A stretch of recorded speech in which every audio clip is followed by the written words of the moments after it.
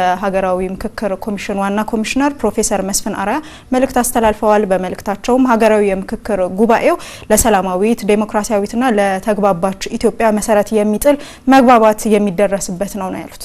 ዋና ኮሚሽነሩ እንግዲህ ዛሬ በአዲስ አበባ የሚጀመረውን ሀገራዊ የምክክር ጉባኤ አስመልክተው ለጉባኤው ተሳታፊዎች ባስተላለፉት መልእክት ነው እነዚህን ሀሳቦች ያነሱት። በተለይ የታሪካዊ ሀገራዊ ምክክር ጉባኤ ተሳታፊዎቹ የወከላችሁትን ማህበረሰብ ድምጽና ምኞት ለማስተጋባት ብቻ ሳይሆን ለሀገራችን የጋራ እድልና የወደፊት እጣ ፋንታ መሰረት ለመጣል ጭምር በመሆኑ ትከሻችሁ ላይ የወደቀውን ኃላፊነት እጅግ ታላቅና ጥልቅ መሆኑን ተረዱልን ብለዋል።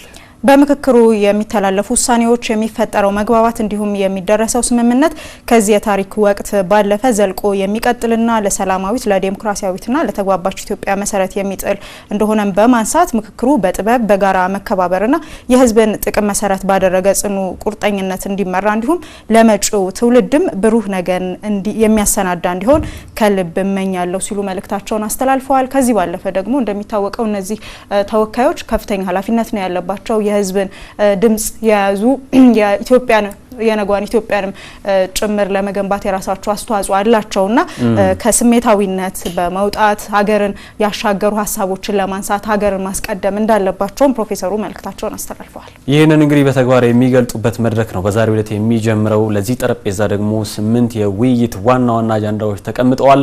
በእነዚህ 8ቱ አጀንዳዎች ስር ደግሞ ሌሎች ንዑሳን አጀንዳዎች ጭምር ተካተውበታል። እነዚህን ሀሳቦች ሲያንሸራሽሩ ሲያንጸባርቁና ሲያመላልሱ ነው እንግዲህ ዋጥ ባለ መልኩ በተለይ ከስሜታዊነት በቀነሰ መልኩ አጀንዳዎቹ ላይ ውይይት ሊያደርጉ እንደሚገባ ዋና ኮሚሽነሩ በመልእክታቸው ያስተላለፉት።